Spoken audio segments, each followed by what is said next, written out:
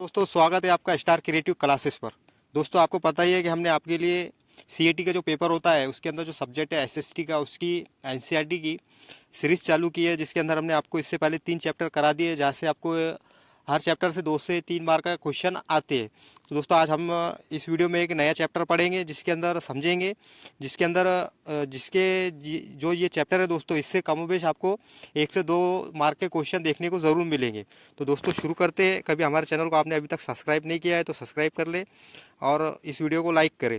तो दोस्तों उस चैप्टर का नाम है क्या बताती है हमें किताबें और कब्रें। दोस्तों हम सीएटी का एसएसटी का सब्जेक्ट पढ़ रहे हैं और उसकी एनसीईआरटी पढ़ रहे हैं एसएसटी की। तो आप कभी एसएसटी की एनसीईआरटी अच्छे से पढ़ लेंगे तो आपको हो सकता है पेपर के अंदर आप उसके जो क्वेश्चन आते हैं एनसीईआरटी से उसको अच्छे से सॉल्व कर सके। इसीलिए हमने ये सीरीज चालू की है। इससे पहले हमने 1 से 2 वीडियो 3-4 वीडियो बना के डाल चुके हैं। आपने कभी नहीं देखा है तो अभी प्ले स्टोर में जाइए और हमारे वीडियो को ज़रूर देखिए चैनल में जाकर। तो थोड़ा दोस्तों शुरू करते हैं यहाँ से। चैप्टर का नाम है क्या बताती है हमें किताबें और कब्रें। तो दोस्तों इसका थोड़ा आगे देख लेते हैं आप। हम इसके मेन पॉइंट देखेंगे कि इसमें क्या क्या दिया गया है। तो दोस्तों पहला पॉइंट इसमें दिया गया है दुनिया के प्राचीनतम ग्रंथों में से एक, ये दे दिया है दोस्तों। इसका थोड़ा हम देख लेते हैं तफसील से क्या क्या है चीज़ें इसमें। शायद तुमने वेदों के बारे में सुना होगा। वेद 4 है, ऋग्वेद, सामवेद, यजुर्वेद और अथर्ववेद। सबसे पुराना वेद है ऋग्वेद, जिसकी रचना लगभग 3500 साल पहले हुई। दोस्तों जो ऋग्वेद है इसकी रचना जो हुई थी दोस्तों वो हुई थी 3500 साल पहले हुई थी। ऋग्वेद में 1000 से ज़्यादा प्रार्थनाएं हैं दोस्तों। ऋग्वेद में 1000 से ज़्यादा प्रार्थनाएं। एनसीईआरटी जो एसएसटी का पेपर होता है उसके अंदर क्वेश्चन बनता है कि एक तो पहला क्वेश्चन ये बनता है कि वेदों को कर्म से लगाइए। जैसा कि अभी हमने जो 4 वेद पढ़े हैं, जैसे ऋग्वेद, सामवेद और यजुर्वेद और अथर्ववेद, जो कि इसको कर्म से लगाना होता है। दूसरा क्वेश्चन इसमें ऐसा बनता है कि ऋग्वेद की रचना कब हुई है। ऋग्वेद जैसा कि ऋग्वेद को लिखा गया था, क्या उसकी रचना की गई थी। तो आपको पता होना चाहिए कि इसकी रचना की गई थी और इसकी रचना कब हुई थी। तो इसकी रचना दोस्तों 3500 साल पहले हुई थी। ऋग्वेद में कितनी प्रार्थनाएं हैं, तो ऐसा भी क्वेश्चन बनता है। तो इसके अंदर 1000 प्रार्थनाएं हैं जिन्हें सूत कहा जाता है। सूत का मतलब है अच्छी तरह से बोला गया। अच्छी तरह से बोला गया इसका मतलब होता है सूत का। ये दोस्तों आप थोड़ा आगे बढ़ते हैं। ये विभिन्न देवी देवताओं की स्तुति से रचे गए। जैसे कि ये विभिन्न देवी देवताओं के स्तुति से रचे गए। इनमें 3 देवता बहुत महत्वपूर्ण है। जैसा कि ऋग्वेद में बहुत से देवी देवताओं का जिक्र किया गया है, जिसमें से विभिन्न देवताओं का जैसा देवी देवता जो है दोस्तों उसका जिक्र किया गया है, जिनमें से 3 बहुत महत्वपूर्ण है और उनका जिक्र हमेशा मिलता है। पहला है अग्नि, इंद्र और सोम। ये जो दोस्तों 3 देवता है, अग्नि, इंद्र और सोम। अग्नि आग के देवता को देवता है। इंद्र जो युद्ध के देवता है और सोम एक पौधा है दोस्तों। सोम एक पौधा है। आपको ये बात माइंड में बिठा देनी है कि ऋग्वेद में कितनी देवताओं का जिक्र मिलता है। खास करके 3 देवताओं का जिक्र मिलता है, जो कि अग्नि, इंद्र और सोम का। इसी के साथ दोस्तों हम आगे बढ़ते हैं। वेद प्रार्थनाओं की रचना देखो दोस्तों, 1 मिनट रुक जाइए।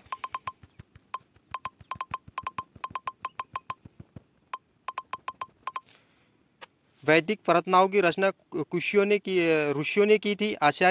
देखिए दोस्तों, वैदिक प्रार्थनाओं की रचना ऋषियों ने की थी। आचार्य विद्यार्थियों को इन्हें अक्षरों, शब्दों और वाक्यों में बांटकर सौर पाठ या कंठ करवाते थे। जैसा कि दोस्तों सौर पाठ या कष्ट कराते थे, जैसा कि उनको बोलने लगाया करते थे आचार्य विद्यार्थियों को। आकांक्ष सूत्रों का रियायत सिखाने और सीखने वाले पुरुष थे। जैसा कि जो ज़्यादातर जो ऋग्वेद के जो सूत्र थे उसको सीखने और सिखाने वाले ज़्यादातर लोग जो थे वो पुरुष थे। कुछ प्रार्थनाओं की रचना महिलाओं ने भी की। जैसा कि कुछ प्रार्थनाएं जो थी उसकी रचना जो है महिलाओं ने भी की थी। ऋग्वेद की भाषा प्राक संस्कृत या वैदिक संस्कृत कहलाती है। जैसा कि दोस्तों प्राकृतिक नहीं, उसकी भाषा कौन सी थी, प्राक भाषा संस्कृत या वैदिक संस्कृत कहलाती है। तुम स्कूल में जो आगे दोस्तों थोड़ा देख लेते हैं, ज़्यादा हमें डिटेल पढ़ना नहीं है, थोड़ा थोड़ा हम इसके इंपॉर्टेंट पॉइंट देखते जाएंगे। जैसा कि आपको ये याद रखना है कि इसकी ऋग्वेद की जो भाषा थी वो कौन सी थी, प्राक संस्कृत या वैदिक संस्कृत। ऐसा क्वेश्चन भी बनता है कि ऋग्वेद की भाषा कौन सी थी। तो आपको ऑप्शन में दिखाई देंगे प्राकृतिक या फिर प्राकृतिक संस्कृत या वैदिक संस्कृत। तो आपको वैदिक संस्कृत को क्लिक करना है, ये ऑप्शन आपका राइट रहेगा। अब इसके हम जो क्वेश्चन है दोस्तों वो अगले वीडियो में देखेंगे। एनसीईआरटी कंप्लीट, हम पहले एनसीईआरटी कंप्लीट करेंगे, उसके बाद इसके जितने भी क्वेश्चन हैं एसएसटी के, तो वो क्वेश्चन हम सॉल्व करेंगे। तो आपने अभी तक हमारे चैनल को सब्सक्राइब नहीं किया है तो सब्सक्राइब कर ले। हम जिन किताबों को पढ़ते हैं वो लिखी और छपी भी है। जैसे कि दोस्तों हम जो किताब पढ़ते हैं वो सही बात है कि वो लिखी हुई और छपी भी है। ऋग्वेद का उच्चारण किया जाता था, जैसा कि उसे बोला जाता था और श्रावण किया जाता था और उसे सुना जाता था, ना कि पढ़ा जाता था। बल्कि इसको पढ़ा नहीं जाता था बल्कि इसे बोला और सुना जाता था। जैसे जो आचार्य थे वो बोला करते थे और जो उनके शिष्य थे जैसे कि विद्यार्थी थे वो उसको सुना करते थे। इसको पढ़ा नहीं जाता था, ये बात आप जहन में माइंड में बिठा दीजिए।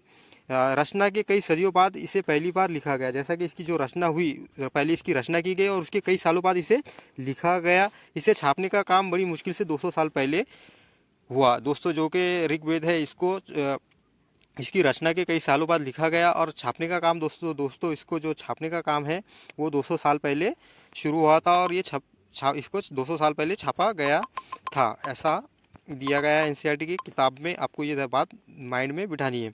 अब देखिए दोस्तों, थोड़ा इसका नेक्स्ट पॉइंट पढ़ते हैं। इतिहासकार ऋग्वेद का अध्ययन कैसे करते हैं। दोस्तों ये भी जानना ज़रूरी है हमारे लिए कि इतिहासकार ऋग्वेद का अध्ययन किस तरह करते हैं। एनसीईआरटी की किताब में हम इसका ताल्लुक से कोई दिया गया है और आपको एनसीईआरटी के अकॉर्डिंग ही जो क्वेश्चन है उसको सॉल्व करना है, ना कि आपने किधर पढ़ा होगा सुना होगा अखबार में इधर उधर नहीं। बल्कि सीबीएसई वाले जो होते हैं एसएसटी का जो सीएटी का जो पेपर कंडक्ट कराते हैं वो एनसीईआरटी को ही ऑथेंटिक मानते हैं। तो आपको एनसीईआरटी अच्छे से पढ़ना ज़रूरी है। इतिहासकार देखिए दोस्तों, आप ये पढ़ते हैं हम इतिहासकार ऋग्वेद का अध्ययन कैसे करते हैं।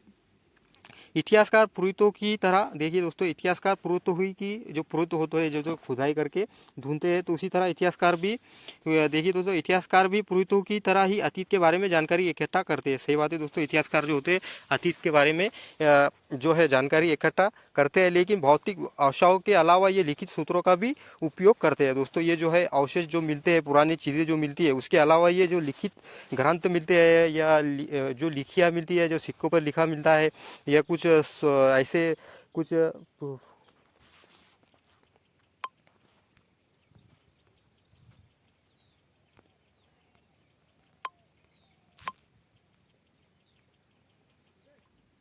दोस्तों इसी के साथ हम आगे देखेंगे थोड़ा सा इंपॉर्टेंट पॉइंट इसका, कि ऋग्वेद के कुछ सूत्र वार्तालाप के रूप में है। जैसा कि बोलचाल की भाषा में इसको इस्तेमाल किया जाता है। ऋग्वेद के कुछ सूत्र ऐसे हैं, सूत्र जो है दोस्तों वो वार्तालाप के रूप में है। तो इसी के साथ थोड़ा हम आगे बढ़ते हैं दोस्तों। इसका एक इंपॉर्टेंट पॉइंट और हम देखेंगे, हम मेन पॉइंट देखेंगे दोस्तों कि जहाँ से क्वेश्चन बनते हैं, ना कि डिटेल में देखेंगे, बल्कि हमें वही पढ़ना है जो कि जहाँ से क्वेश्चन बनते हैं। दोस्तों ये जो दिया गया है, ये आपको जो चित्र नज़र आ रहा है इस पे स्क्रीन के ऊपर, तो ये है दोस्तों ऋग्वेद का एक पन्ना है जो कि पांडुलिपि से लिखा गया है। और ये भुर्च पेड़ की जो छाल है उस पर ये लिखा गया है। और ये मिला था जो दोस्तों, ये 150 साल पहले कश्मीर के अंदर मिला था और ये अभी पुणे के जो पुस्तकालय है उसके अंदर ये मौजूद है। इसको तो पढ़ना तो मुश्किल है और आज तक इसको कोई पढ़ भी नहीं पाया है। तो दोस्तों हम इसका अब आगे का थोड़ा इसके आगे के पॉइंट देखते हैं। आपने तो ये देख लिया होगा, इसके आगे देखते हैं हम थोड़ा दोस्तों, आगे बढ़ते हैं। आप देखो दोस्तों, ऋग्वेद में कुछ मवेशी, घोड़े और रक्त का जिक्र मिलता है, तो उसके बारे में हम थोड़ा पढ़ लेते हैं। एनसीईआरटी में उसके बारे में दिया गया है, ये चैप्टर में उसके बारे में थोड़ा सा दिया गया है। तो दोस्तों ऋग्वेद में मवेशियों, बच्चों, खासकर पुत्रों और घोड़ों की प्राप्ति के लिए अनेक प्रार्थनाएं हैं। जैसा कि जो दोस्तों ऋग्वेद जो है एक किताब है, उसके अंदर नहीं क्या मवेशियों और बच्चों के लिए और घोड़ों की प्राप्ति के लिए अलग अलग प्रार्थनाएं दी गई है कि ये प्रार्थना आप पढ़ेंगे तो आपको पुत्र होगा, ये करेंगे तो आपको आपके जो घोड़े का अस्तबल है वो ज़्यादा बढ़ जाएगा, तो आपके पास मवेशियों का जो है झुंड बढ़ जाएगा। ऐसे इसके अंदर अलग अलग प्रार्थनाएं दी गई है, जिसको पढ़कर आप लोग वो प्रार्थनाएं पढ़ते थे और अपने जो काम थे उसको कराया करते थे। इस तरह से दिया गया है। घोड़ों की देखिए दोस्तों, घोड़ों को लड़ाई में रक्त खींचने के काम में लिया जाता था।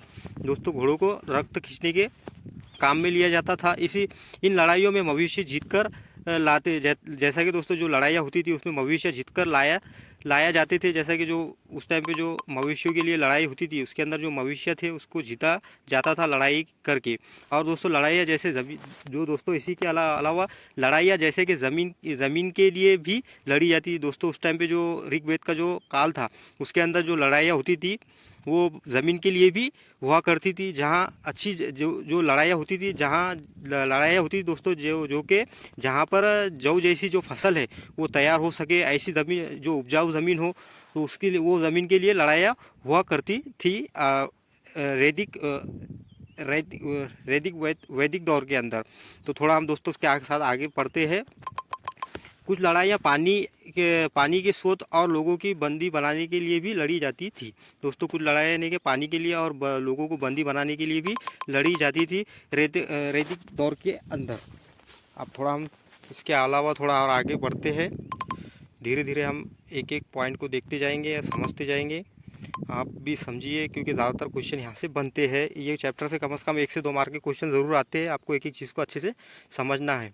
युद्ध में जीते गए धन का कुछ भाग खास सरदार रखते थे। दोस्तों जो युद्ध होता था उस टाइम पे जो लड़ाई होती थी उसके अंदर जो माल मिलता था या जो धन मिलता था उसका कुछ हिस्सा सरदार रख लिया करते थे, कुछ हिस्सा पुरोहित को दिया जाता था और विशेष धन आम लोगों में बांट दिया जाता था। कुछ धन आम लोगों में बांट दिया जाता था। कुछ धन यज्ञ करने के लिए उपयुक्त था, जैसा कि कुछ धन को वो यज्ञ करने के लिए भी उपयुक्त करते थे। यज्ञ की आग में बहुती दी जाती थी, जैसा कि बलि दी जाती थी उस टाइम के अंदर। यज्ञ की आग के अंदर ये बहुतियाँ देवी देवताओं को दी जाती थी। दोस्तों ये जो बहुतियाँ दी जाती थी जैसा कि जिसको हम कहेंगे कि जो बलि दी जाती थी वो देवी देवताओं को दी जाती थी उस टाइम के अंदर। उस टाइम का जो काल था उस दौर के अंदर दी जाती थी। और देखिए दोस्तों घी, अनाज और कभी कभी जानवरों की भी बहुत ही दी जाती थी, यानी कि बलि दी जाती थी। अनाज की, जानवरों की बलि दी जाती थी और इसकी जो बहुत ही दी जाती थी घी और अनाज की।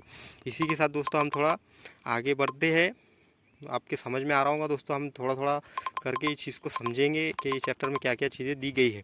अधिकांश पुरुष देखिए दोस्तों, अधिकांश पुरुष इन युद्धों में भाग लेते थे। जैसा कि उस दौर में जो युद्ध होते थे वैदिक दौर के अंदर, तो उसके अंदर जो दोस्तों अधिकांश जो होते थे पुरुष ही युद्ध के अंदर भाग लेते थे। कोई स्थायी सेना नहीं थी उस टाइम के अंदर, उस दौर के अंदर स्थायी सेना नहीं थी। लेकिन लोग सभाओं में मिलते जुलते थे और युद्ध और शांति के विषय में सलाह मशवरा किया करते थे। ऐसे लोगों को अपना सरदार चुनते थे जो बहादुर और युद्ध में कुशल हो। जैसा कि दोस्तों उस टाइम के जो लोग थे वो अपना सरदार इस तरह का चुना करते थे, जो कि जैसा कि उस टाइम पे स्थायी सेना तो नहीं थी, लेकिन वो मिलते जुलते थे और युद्ध के बारे में बातचीत करते थे, सलाह मशवरा लिया करते थे कि हमें किस तरह युद्ध लड़ना है, कहाँ लड़ना है, शांति बनाए रखना है कि क्या करना है। और इसी तरह वो ऐसे शख्स को अपना सरदार चुनते थे जो कि बहादुर हो और युद्ध में कुशल हो, जैसा कि उसको युद्ध की योजनाएं बनाते आती हो, ऐसे शख्स को वो अपना सरदार चुनते थे। इसी के साथ दोस्तों हम इसका अगला पॉइंट देखेंगे, लोगों की विशेषता बताने वाले शब्द। जैसा कि ऋग्वेद में कुछ ऐसे विशेष शब्द दिए गए जिससे लोगों की विशेषता बताई गई है उस दौर के अंदर। पुरोहित जो इतिहासकारों ने उसको पढ़ा है तो उसके अकॉर्डिंग उन्होंने एनसीईआरटी में दिया है उस चीज़ को। तो थोड़ा हम देख लेते हैं। लोगों का वर्गीकरण काम, जैसा कि वैदिक दौर जो था उसके अंदर जो दोस्तों लोगों का वर्गीकरण काम, भाषा, परिवार, समुदाय, निवास स्थान या सांस्कृतिक परंपरा के आधार पर किया जाता रहा है। जैसा कि जो उस टाइम में जो था उसका जो लोगों की जो पहचान थी उनकी भाषा के वजह से होती थी, या कौन से परिवार का है, कौन से खानदान का है, उसके बिना पर किया जाता था। समुदाय के बिना पर किया जाता था, उसकी पहचान आइडेंटिफाई उसको उस पर किया जाता था। और इसी के साथ दोस्तों परंपराएं किया जाता था। ऋग्वेद में लोगों को विशेष बताने वाले कुछ शब्द को देखो। जैसा कि दोस्तों आप कुछ शब्द दिए हैं ऋग्वेद के अंदर, जिसके अंदर लोगों की विशेषता बताई गई है। तो दोस्तों जैसे ऐसे दो समूह जिनका वर्गीकरण काम के आधार पर किया गया है। पुरोहित, जिन्हें कभी कभी ब्राह्मण कहा जाता था। जैसा कि 2 शब्द दिए गए हैं, पुरोहित दिया गया है जिसको ब्राह्मण भी कहा जाता था। तरह तरह के यज्ञ किया करते थे जो ब्राह्मण समाज था उस टाइम का, या पुरोहित जिसको कहा जाता था, वो अलग अलग तरह के यज्ञ किया करते थे, निष्ठान किया करते थे। दूसरे लोग थे राजा, और दूसरा जो वैदिक दौर के अंदर जो लोग थे वो थे राजा। दोस्तों इसी के साथ थोड़ा हम आगे बढ़ते हैं, ये देखते हैं कि इसके अंदर क्या दिया गया है और थोड़ा सा डिटेल में। जिन जनता या पूरे समुदाय के लिए 2 शब्दों का इस्तेमाल होता था। जैसा कि वैदिक दौर जो था तो उसके अंदर 2 शब्द, उस टाइम के अंदर जनता या समुदाय के लिए 2 शब्दों का इस्तेमाल होता था।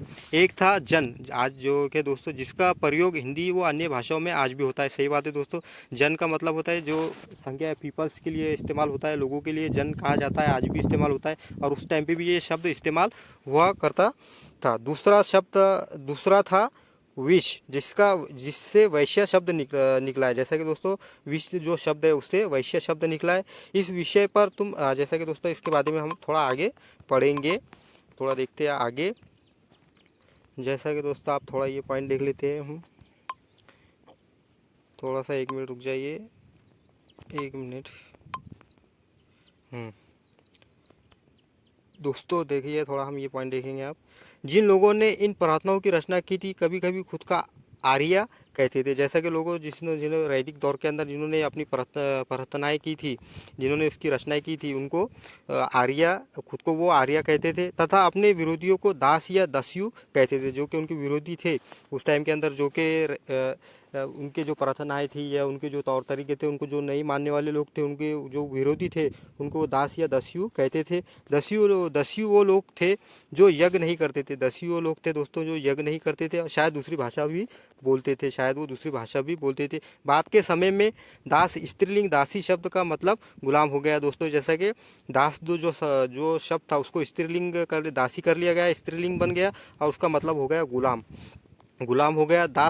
दास वो स्त्री और पुरुष दो होते थे। जैसे कि दास जो होते थे दोस्तों वो स्त्री और पुरुष दोनों हुआ करते थे। जैसे कि उस टाइम के जो गुलाम थे वो स्त्री और पुरुष दोनों हुआ करते, जिन्हें युद्ध में बंदी बनाया जाता था। जैसा कि युद्ध में जो लड़ाइयाँ होती थी उसमें जो हार गया, उनके जो लोग बच जाते थे उनको वो गुलाम बनाया करते थे, उनको दास या दासी बना दिया करते थे, गुलाम बना दिया करते थे उस वैदिक दौर के अंदर। जो उसी की तरह दोस्तों हम आगे बढ़ते हैं। जिन्हें उनकी मालिक की जायदाद माना जाता था। जैसे कि उनका जो मालिक होता था उनकी जायदाद माना जाता था। दास और दासी को जो भी काम मालिक के चाहते थे उन्हें वो सब करना पड़ता था। उस टाइम के अंदर जो भी वो मालिक उनका काम कराना चाहते थे वो सब काम उनको करना पड़ते थे। इस तरह दिया गया है। आप थोड़ा हम देखते हैं दोस्तों नेक्स्ट पॉइंट, इसका एक मेन पॉइंट देख देते हैं दोस्तों। 6 क्लास की एनसीईआरटी पढ़ रहे हैं हम दोस्तों, तो उसका हम एक पॉइंट, इंपॉर्टेंट पॉइंट हम अभी देख लेंगे। 1 मिनट रुक जाइए।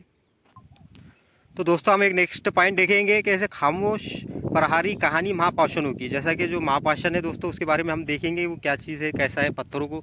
जैसे कि महा यानी बड़ा और पाषाण यानी पत्थर दोस्तों। जैसा कि शिला, देखिए दोस्तों हम ये पॉइंट देख लेंगे, खामोश प्रहारी कहानी महापाषाणों की। जैसा कि एक पॉइंट दिया गया है एनसीईआरटी की किताब में, इसको थोड़ा हम देख लेंगे। यहाँ से भी एक क्वेश्चन बनता है, एसएसटी का जो पेपर होता है सीएटी का, उसके अंदर इसके अंदर भी यहाँ से क्वेश्चन बनता है दोस्तों। तो थोड़ा हम इसको समझ लेते हैं। ये शिलाखंड महापाषाण, महा यानी बड़ा और पाषाण यानी पत्थर के नाम से जाने जाते हैं। जैसा कि पाषाण जो है ये तो महापाषाण के नाम से जाने जाते हैं।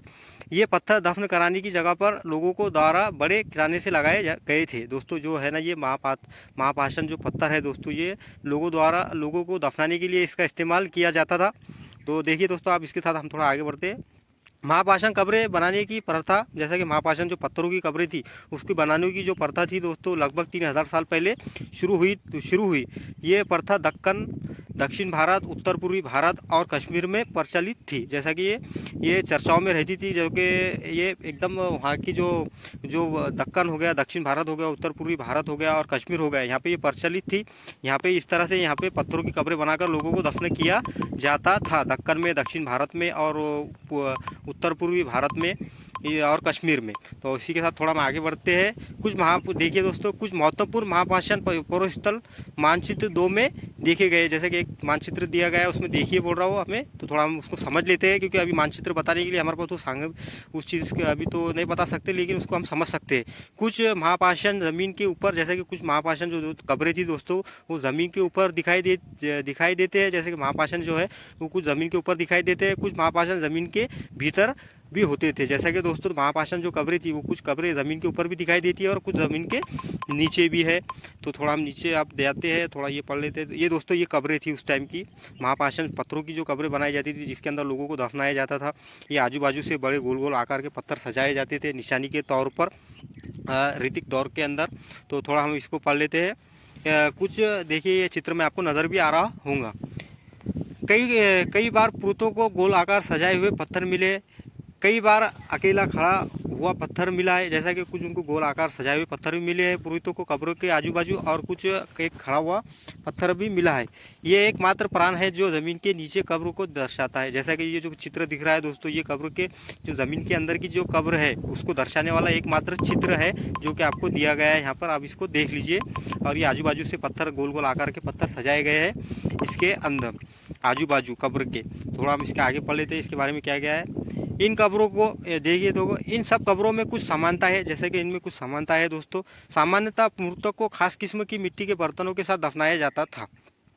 जैसा कि दोस्तों समानता ऐसी है कि मृतक जो मरने वाला जो शख्स था उसको एक खास किस्म के मिट्टी के बर्तनों के साथ दफनाया जाता था, जिन्हें काली मिट्टी के बर्तनों जैसे कि काली मिट्टी के जो बर्तन थे उसके जिसे ब्लैक एंड रेड वेयर के नाम से जाना जाता है, जिसे ब्लैक एंड रेड वेयर के नाम से जाना जाता है। इनके साथ ही मिले हैं लोहे के औजार और हथियार, जैसा कि उसके साथ लोहे के कुछ औजार हथियार मिले हैं, घोड़ों के कंकाल और सामान तथा पत्थर और सोने के गहने। जैसा कि जो मृतक को दफना दिया जाता था दोस्तों उस दौर के अंदर, उसके साथ बहुत सी चीज़ें मिली है, जैसा कि कंकाल के साथ घोड़े के कंकाल मिले हैं, गहने मिले और लोहे के औजार मिले हैं।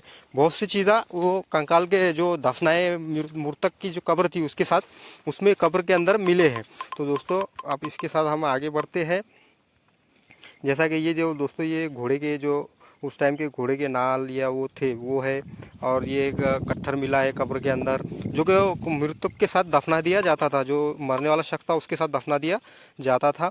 अब इसके साथ दोस्तों हम इसका एक नेक्स्ट पॉइंट पढ़ेंगे। 1 मिनट, हाँ थोड़ा सा रुक जाइए। हाँ ये चलिए, लोगों की सामाजिक असमानताओं के बारे में पता करना।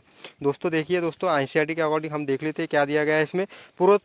जैसे कि सामाजिक असमानताओं के बारे में पता करना, जैसे कि उस टाइम के अंदर लोगों की जो सामाजिक असमानताएं थी उसके बारे में जानना ज़रूरी है कि लोग समान चीज़ें इस्तेमाल एक जैसे रहते थे या फिर उनमें कुछ मतभेद था या फिर उनकी सामाजिक ज़िंदगी अलग अलग तरीक़ा की थी या किस तरह की थी, तो वो उस तरह का इसके अंदर दिया गया है। तो हम थोड़ा देख लेते हैं।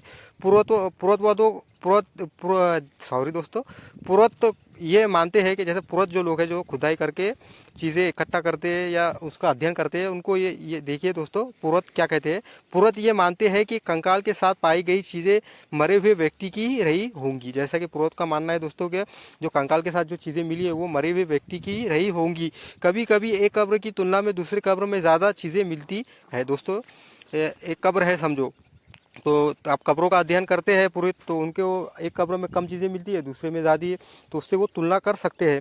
तो देखिए मानचित्र 2 पर पृष्ठ 13। देखिए दोस्तों, भरागिरी को खोजो, जैसा कि वो बोल रहा है कि एक चित्र में भरागिरी को खोजो। यहाँ एक व्यक्ति की कब्र में 33 सोने के मनके और शंख पाए गए हैं। दोस्तों एक भरागिरी जो इलाका है वहाँ पे कब्र मिली है, जहाँ पे जिसके अंदर एक शख्स के साथ सोने जो कंकाल मिला है उसके साथ 33 सोने के मनके और शंख पाए गए हैं। दूसरे कंकालों के पास सिर्फ, जैसा कि दूसरे जो कंकाल है उनके पास सिर्फ मिट्टी के बर्तन ही पाए गए हैं। दूसरे जो कंकाल थे दोस्तों उनके साथ सिर्फ मिट्टी के बर्तन ही पाए गए हैं। ये दफनाए गए लोगों की सामाजिक स्थिति में विभिन्नता को दर्शाता है, जैसा कि उनकी विभिन्नता जो कि वो उनकी विभिन्नताओं को दर्शाता है। कुछ लोग अमीर थे, जैसा कि वो दर्शाता है कि कुछ लोग अमीर थे, जैसा कि जिसके साथ सोना चांदी दफनाया गया वो हो सकता है वो अमीर था। और कुछ लोग गरीब थे, जैसा कि जो जिनके साथ मिट्टी के बर्तन दफनाए गए जाते थे छोटे मोटे, तो उनको ऐसा अंदाज़ा है कि वो गरीब लोग हुआ करते थे उस दौर के। और कुछ लोग सरदार थे, जैसा कि कुछ लोग सरदार थे जिनके साथ हथियार वगैरह मिले, तो हो सकता है वो सरदार लोग होंगे, उनके पास ऐसी हथियार वाली सामग्री होंगी जिसको वो दफनाया इस्तेमाल करते थे। इसी के साथ दोस्तों हम आगे बढ़ेंगे। क्या कुछ कब्र खास, देखिए दोस्तों कुछ कब्रें खास परिवार के लिए थी। उस टाइम के अंदर जो था दोस्तों कब्रें बनाई जाती थी महापाषाण से, पत्थरों से, तो वो कुछ कब्रें जो दोस्तों वो लोगों के विशेष परिवार के लिए थी। उस टाइम के दौर के अंदर के उस दौर के जो खास परिवार के लोग थे एक ही कब्र के अंदर उनको दफना दिया जाता था। कि जैसा हम आपको इसमें हम आगे पढ़ेंगे कि वो किस तरह से थी क्या थी, थोड़ा देख लेते हैं। हाँ दोस्तों, तो हम देख लेते हैं थोड़ा सा इस बारे में क्या दिया गया है कि विशेष परिवार की जो कब्रें हुआ करती थी उसके बारे में दिया गया है। तो दोस्तों कभी कभी महापोषण में एक से अधिक कंकाल मिलते हैं, जैसा कि जो बड़ी बड़ी महापोषण पत्थरों की जो कब्रें हैं उसके अंदर अधिक कंकाल मिलते हैं। ये दर्शाते हैं कि शायद एक ही परिवार के लोगों को एक ही स्थल पर अलग अलग समय पर दफनाया गया था। जैसा कि इसमें क्या कहा गया है कि उस टाइम के अंदर जो लोग थे एक ही परिवार के, तो उनको महापाषाण की जो बड़ी बड़ी कब्रें मिली है तो उसके अंदर कई कंकाल मिले, तो इससे ये अंदाज़ा लगाया गया है कि कई लोगों को एक कब्र के अंदर कई लोगों को अलग अलग समय पर दफनाया गया था। बाद में मरने वाले लोगों को पोर्ट होल के रास्ते कब्र में लाकर दफनाया जाता था। जैसा कि बाद में मरने वाले, जैसा कि दोस्तों क्या होता था, जो बाद में मरे एक कब्र बना दी गई बड़ी और फिर आप एक को दफना दिया गया, लेकिन उसी परिवार का एक शख्स को कभी दफनाना है तो पोर्ट होल का एक रास्ता था, जिसको कब्र में जाने का एक रास्ता था, उसके ज़रिए वहाँ तक पहुँचते थे और उसको दफना कर आ जाया करते थे। ऐसे स्थल पर गोल आकार लगाए गए पत्थर या चट्टान चिन्हों का काम करते थे। जैसा कि वहाँ पर गोल आकार के पत्थर लगाए जाते थे या चट्टानों को लगाया जाता था, जिससे ये चिन्हित हो या जिससे ये ऐसी निशानी लगाई जाती थी जिससे ये पता चले कि ये इस घराने की कब्र है और यहाँ पे इन लोगों को दफनाया गया है। जहाँ लोग आवश्यकता अनुसार शव को दफनाने देखिए दोस्तों, जहाँ लोग आवश्यकता अनुसार शव को दफनाने दोबारा आ सकते थे। जैसा कि उनको जब कोई मृतक मर गया या कोई शख्स मर गया तो उसकी ज़रूरत के हिसाब से फिर वहाँ पर जाकर उनको पोर्ट होल के रास्ते से जाकर वहाँ पर दफना दिया करते थे। इस तरह से एक विशेष परिवार की कब्रें भी हुआ करती थी।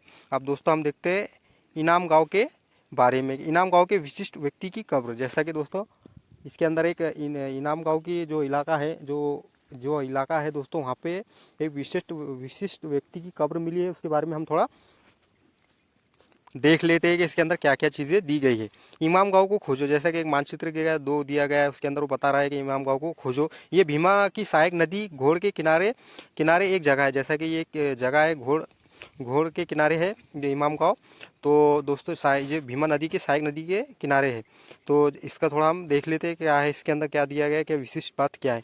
इस जगह पर 3600 साल से 2700 साल पहले लोग रहते थे। जैसा कि लोग रहा करते थे, यहाँ रहते थे। जहाँ वयस्क लोगों को प्रिय गड्ढे के जैसा कि यहाँ वयस्क लोगों को प्रिय गड्ढे में सीधा लेटाकर दफना दिया जाता था। जैसा कि वहाँ पे लोगों को गड्ढे के अंदर सीधा लेटाकर दफना दिया जाता था इमाम गाँव के अंदर। इनका सर उत्तर की ओर होता था। कई बार उन्हें घर के अंदर ही दफना दिया जाता था। इमाम गाँव के अंदर क्या होता था, इमाम गाँव जो था, इनाम गाँव जो था दोस्तों, वहाँ पे लोगों को उत्तर की ओर उनका सर जब दफनाते थे तो उनका सर ये उत्तर की ओर हुआ करता था। कई बार लोगों को घरों के अंदर भी दफना दिया जाता था। ऐसे बर्तन जिसमें शायद खाना और पानी हो दफनाए गए शव के पास रखे पाए देखिए दोस्तों, ऐसे बर्तन जिसमें शायद खाना पानी हो दफनाए गए शव के पास रखे गए जाते थे। जैसा कि उनके पास रख दिए जाते थे जिसके अंदर खाना पानी, और ऐसे बर्तन भी रख देते जाते थे जिसके अंदर खाना पानी रखा जाए। तो ऐसे बर्तन भी कब्रों के अंदर मिले हैं। अब थोड़ा सा आगे बढ़ते हैं। एक आदमी को 5 कमरों वाले मकान के आंगन में 4 पैरों वाले मिट्टी के बड़े संदूक में दफनाया गया था। जैसा कि दोस्तों इमाम गांव में एक कब्र मिली है, तो जिसके अंदर एक आदमी को लेकर 5 कमरे वाला जो मकान था उसके आंगन के अंदर 4 पैरों वाले मिट्टी के संदूक में दफनाया गया। जैसे कि ताबूक हुआ करता था उस टाइम के अंदर, उसमें उसको दफना दिया गया था। बस्ती के बीच में बसा दोस्तों, थोड़ा आगे बढ़ते हैं। बस्ती के बीच में बसा ये घर, एक मिनट दोस्तों, बस्ती के बीच में बसा ये घर गांव के सबसे बड़े घरों में एक था। जैसा कि घरों जो बस्ती इमाम गांव के जो मकान थे, घर थे, उनमें ये सबसे बड़ा घर था। इन घरों में एक अनाज का गोदाम भी था। जैसा कि जो घर थे बड़े बड़े, उसमें अनाज का गोदाम भी था। शव के पैर मुड़े हुए थे। जैसा कि हो सकता है कि उस टाइम का जो ताबूक था, 4 पैरों का जो ताबूक बनाया करते थे या संदूक बनाया करते थे, वो हो सकता है वो छोटा बनाते होंगे और फिर वो मृतक के पैरों को मोड़कर उसके अंदर उसको फिट करके दफनाया करते होंगे। इस तरह से वो अवशेष मिले हैं। अब दोस्तों इसका इनाम गांव के बारे में थोड़ा सा एक पॉइंट और पढ़ लेते हैं, जहाँ से क्वेश्चन ज़रूर बनता है एनसीईआरटी एसएसटी के पेपर के अंदर, आपको ये पढ़ना ज़रूरी है। तो थोड़ा समझ लेते हैं हम इस चीज़ को। दोस्तों इमाम गांव के लोगों के काम धंधे, जैसा कि उस टाइम के इमाम गांव के जो लोग इनाम गांव के जो लोग थे उनके काम धंधे क्या थे, वो किस तरह की कारोबार किया करते थे, उसके बारे में दिया गया है। तो थोड़ा हम पढ़ लेते हैं, समझ लेते हैं इस चीज़ को। इनाम गांव में पुरोहितों को गेहूँ, जऊ, चावल, दाल, बाजरा, मटर और तिल के बीज मिले हैं। जैसा कि पुरोहितवादी जो लोग हैं दोस्तों, जो खुदाई का इसका काम करते हैं, उनको गेहूँ, जऊ, चावल, दाल, बाजरा, मटर और तिल के बीज मिले हैं। कई जानवर की हड्डियाँ भी मिली है, कई जानवरों की हड्डियाँ भी मिली है। कई हड्डियों पर काटने के निशान से ये अंदाज़ा होता है कि लोग इन्हें खाते होंगे। जैसा कि उसको तोड़ा जाता था, जानवर का जो शिकार करते थे, फिर उसको काटा करते थे, फिर हड्डियों को तोड़ा करते थे, तो उससे ये अंदाज़ा लगा जा सकता है कि वो काटने के जो हड्डियाँ, जिससे ये अंदाज़ा लगता है कि निशान मिले हैं, तो इससे अंदाज़ा लगाया जा सकता है कि वो उस टाइम के जो लोग थे वो मांस खाने वाले थे, या फिर वो जानवरों का शिकार करके खाया करते थे। दोस्तों थोड़ा आगे रहता है, कई लोग खाते होंगे। गाय, बैल, भैंस, बकरी, भेड़, कुत्ता, भेड़ा, गधा, सुअर, सांबर, चिता का हिरन और दोस्तों केकड़ा और मछली की हड्डियाँ भी पाई गई है। जैसा कि वहाँ के जो इमाम गांव है, जो पुर्तगाल ने वहाँ से खोज करी, तो वहाँ पे उनको कुछ अनाजों के निशानात भी मिले हैं और कुछ जानवरों के हड्डियाँ भी मिली है। जैसा कि आप इसमें दिया गया है तफसील से, जैसा बैल हो गया, बकरी, भेड़, कुत्ता, घोड़ा और केकड़ा, कछुआ, मछली वगैरह के ऐसे लक्ष्य वहाँ मिले हैं।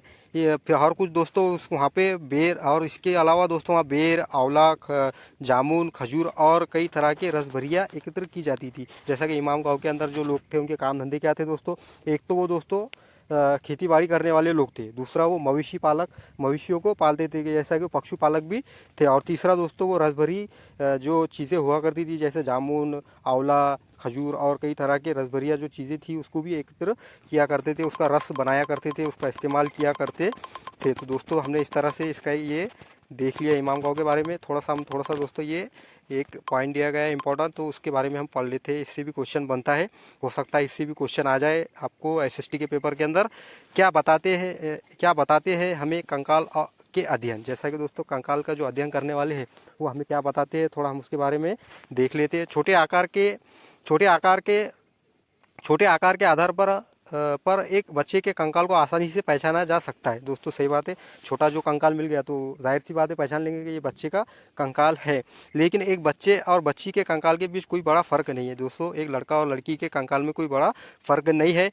क्या हम ये पता लगा सकते हैं कि कंकाल किसी पुरुष का था या स्त्री का? हाँ दोस्तों, इस तरह का भी सवाल पैदा हो जाता है कि जब कंकाल मिला तो उसको किस तरह पहचाने कि ये पुरुष का है या स्त्री का है, इसके बारे में थोड़ा दिया गया है। कभी कभी लोग कंकाल के साथ मिले सामान के आधार पर इसका अंदाज़ा लगाते हैं। जैसा कि पुरुष जो लोग हैं दोस्तों, जो इतिहास के बारे में जानकारी इकट्ठा करते हैं, वो कभी कभी कंकाल को जब वो देखते हैं, फिर उसके बारे में अंदाज़ा लगाते हैं, तो उसके सामान के साथ उनके साथ जो सामान मिलता है उसके आधार पर भी वो अंदाज़ा लगा देते हैं कि ये स्त्री का था क्या पुरुष का था।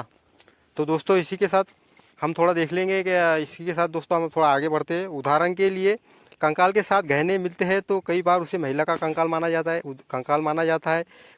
जाता है, लेकिन ऐसी समझ के साथ समस्या है। अक्सर पुरुष भी आभूषण पहनते थे, जैसे कि लोग उस टाइम पे लोग भी जो पुरुष थे वो भी गहने वगैरह पहना करते थे, तो ये इस तरह से पहचानना तो मुश्किल हो जाएगा। इसी के लिए एक थोड़ा सा देखते हैं कंकाल का लिंग पहचानने का।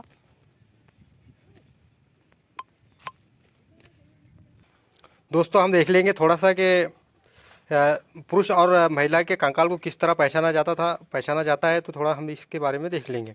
कंकाल का लिंग पहचानने का बेहतर तरीका उसकी हड्डियां का ही जांच है। जैसा कि उसकी हड्डियों की जांच ही उसकी लिंग पहचानने का एक बेहतरीन तरीका है। क्योंकि महिलाएं बच्चों को जन्म देती है, इसलिए उनका कटी प्रदेश या कुल्ला पुरुषों से ज़्यादा बड़ा होता है। जैसा कि उनका जो कुल्ला होता है लेडीज़ का या महिलाओं का, तो वो पुरुष से ज़्यादा बड़ा होता है। तो इसके आधार पर हम पता कर सकते हैं कि ये मृतक जो है ये महिला है या पुरुष है। इसी के साथ दोस्तों हम आगे देख लेते हैं। आज से लगभग 2000 साल पहले चरक नाम के प्रसिद्ध वैद्य थे। उन्होंने चिकित्सा शास्त्र पर चरक नाम की किताब लिखी।